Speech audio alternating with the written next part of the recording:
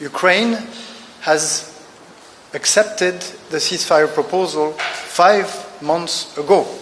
And what we've seen over the past 5 months is the drone and missile attacks be multiplied fivefold and targeting more and more civil and residential areas. French Foreign Minister Jean-Noël Barrot arrived in Kyiv on Monday, pledging steadfast support for Ukraine as Russia unleashed a massive drone and missile barrage, one of the largest in months. The visit, aimed at bolstering Ukraine's defense against Russian aggression, underscored France's commitment to supplying military aid and advancing Ukraine's EU membership bid. Meeting with President Volodymyr Zelensky, Barrot discussed expanding defense ties, including a groundbreaking move by French companies to manufacture drones in Ukraine.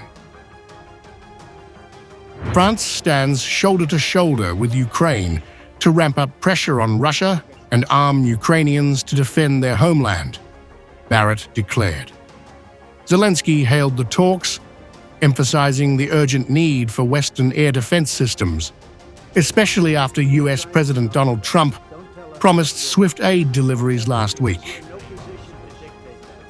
Yet, as France channels resources abroad, a storm is brewing at home over abysmal working conditions. French economist Jean-Claude Delgen sparked outrage on Public Sénat, claiming France ranks dead, last in Europe, 36th out of 36 countries alongside Albania, for workplace conditions.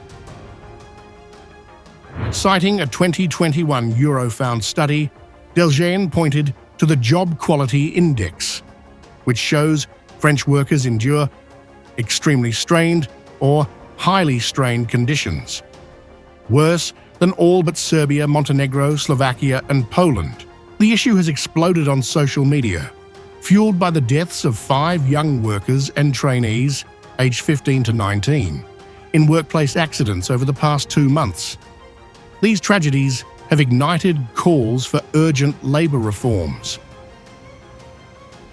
As Barrot toured Kyiv's bomb-scarred streets back home, workers demand action to prevent further loss of life. France now faces a delicate balancing act, supporting Ukraine's fight while addressing a domestic crisis that threatens its workforce and social stability.